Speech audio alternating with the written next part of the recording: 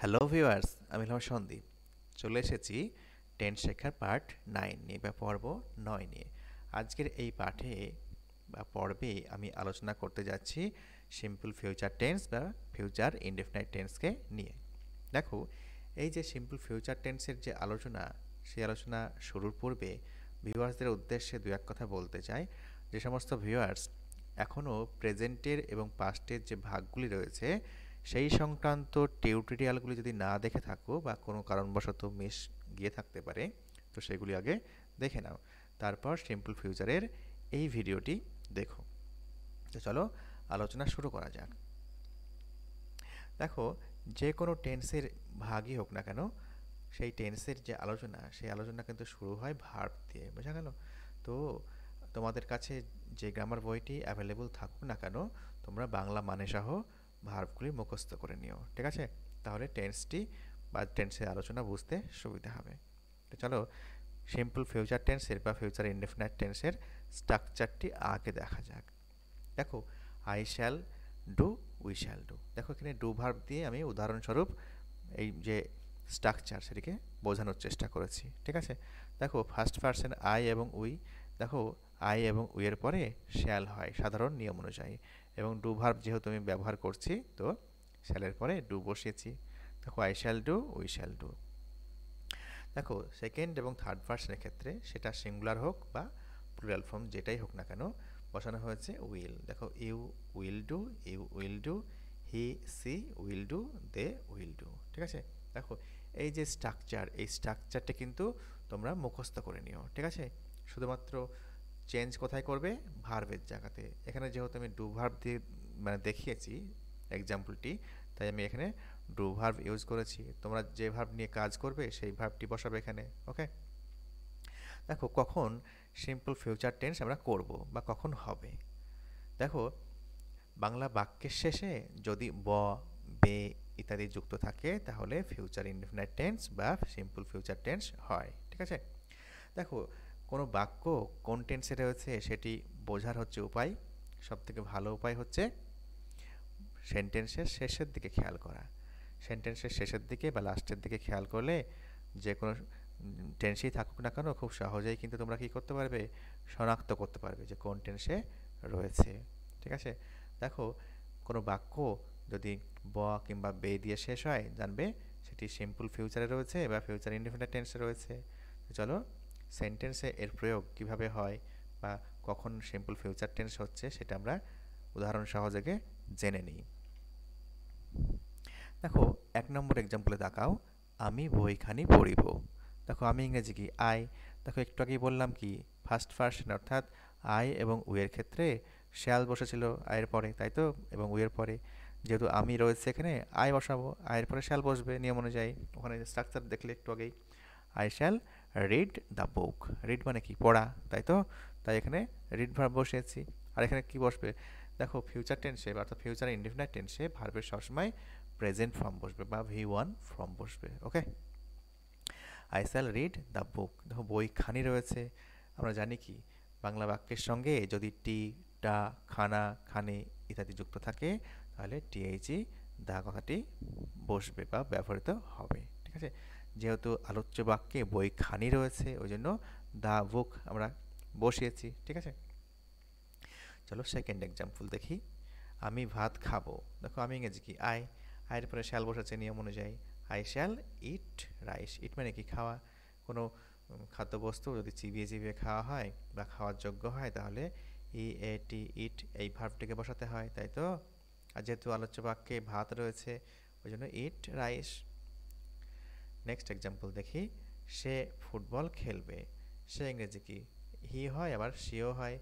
যদি ফিমেল বা মেল কোনো মিন করে, মেল মিন করলে হি বসাবো।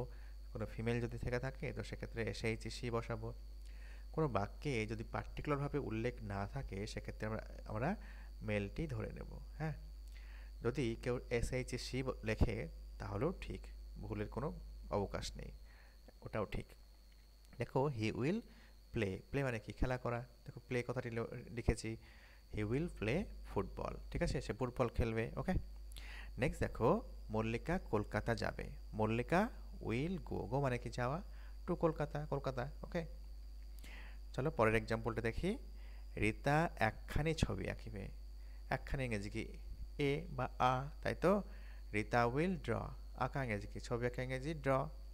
Rita will draw a picture. Okay, Rita একখানি ছবি আঁকিবে। দেখো পরের এক্সাম্পলটা দেখি। কবিতা স্কুলে যাবে। তাহলে কবিতা থার্ড পারসন হচ্ছে, ওই জন্য থার্ড পারসনের ঘরে উইল ছিল, সেটা সিঙ্গুলারই হোক কিংবা প্লুরাল ফর্মই হোক, সেখানে উইল ছিল সাবজেক্টের পরে, তাই না? যেহেতু কবিতা থার্ড পারসনে রয়েছে, সিঙ্গুলার নাম্বার, তো কবিতা উইল গো টু স্কুল। ঠিক আছে, কবিতা স্কুলে যাবে। ওকে, দেখো কবিতা কি স্কুলে পড়ে, তো স্কুলের ছাত্রী, ওই কারণে দেখো গো টু স্কুল হয়েছে। যদি কোনো অভিভাবক স্কুলে যায়, সে তো আর পড়তে যাবে না, সেটা পড়া ব্যতীত অন্য কোনো কাজের উদ্দেশ্যে যাচ্ছে, তখন কিন্তু গো টু দ্য স্কুল হয়। ঠিক আছে, কখন গো টু স্কুল হচ্ছে? গো টু স্কুল তখনই হবে যখন আমরা পড়ার উদ্দেশ্যে বা পড়ার কাজে স্কুলে যাচ্ছি, তখন গো টু স্কুল। ওকে, যখন পড়া বাদ দিয়ে অন্য কোনো কাজে যাবে, তখন গো টু দ্য স্কুল হবে। বোঝা গেল? 7 নম্বরে দেখি, আমরা একটি নাটক দেখতে যাব। আমরা ইংরেজি কি? উই। উই মানে আমরা। উইয়ের পরে কি ছিল? শ্যাল ছিল, তাই তো? We shall go. গো মানে কি? যাওয়া। We shall go to enjoy a play. দেখো নাটককে ইংরেজিতে বলা হয় প্লে। বোঝা গেল? প্লে মানে নাটক। দেখো নাটক দেখতে যাওয়া মানে কি? আমরা এখানে নাটকটি উপভোগ করতে যাব, ওই জন্য SWC কিন্তু এখানে হবে না। সি বসালে মানেগত দিক থেকে ভুল হয়ে যাবে, কিন্তু নাটকটি আমরা উপভোগ করতে যাব, তাই না? ওই জন্য এনজয় লেখা হয়েছে। We shall go to enjoy a play, একটি নাটক। ঠিক আছে, দেখো দাদা আমাকে সাইকেল চালানো শেখাবে। দাদা ইংরেজি কি? এল্ডার ব্রাদার, ওই জন্য এল্ডার ব্রাদার লিখেছি। এল্ডার ব্রাদার যেমন থার্ড পারসন শিরোনামের মধ্যে পড়ে, থার্ড পারসন সিঙ্গুলারের ঘরে কি ছিল? উইল ছিল, তাই তো? সাবজেক্টের পরে দেখো এল্ডার ব্রাদার উইল। দেখো কাউকে শেখানো বা এরকম যদি থাকে, তাহলে মেক ভার্ব ইউজ করতে হয়। নিজে শেখা লার্ন, কিন্তু কাউকে যখন তুমি শেখাবে, তখন মেক ভার্ব ইউজ করে করতে হয়। ঠিক আছে, দেখো elder brother will make me learn how to ride a bicycle. দেখো আমাকে শেখাবে কেমন করে একটি সাইকেল চড়তে হয়। ওকে, মোহন তার অপরাধ স্বীকার করবে। দেখো মোহন থার্ড পারসন সিঙ্গুলার নাম্বার, ওই জন্য সাবজেক্টের পরে উইল বসিয়েছি স্ট্রাকচার অনুযায়ী। মোহন উইল কনফেস। কনফেস করা মানে কি? স্বীকার করে নেওয়া। মোহন উইল কনফেস হিজ ক্রাইম। তার যে দোষ সেটা স্বীকার করে নেবে। ক্রাইম মানে কি? অপরাধ, দোষ। ঠিক আছে, নেক্সট দেখো, বাচ্চারা নাগরদোলা চড়বে। বাচ্চারা ইংরেজি কি? চিলড্রেন। চাইল্ড হচ্ছে সিঙ্গুলার ফর্ম, আর চিলড্রেন বহু বচনে, ঠিক আছে, বা প্লুরাল ফর্মে। বোঝা গেল? চাইল্ড থেকে চিলড্রেন হয়।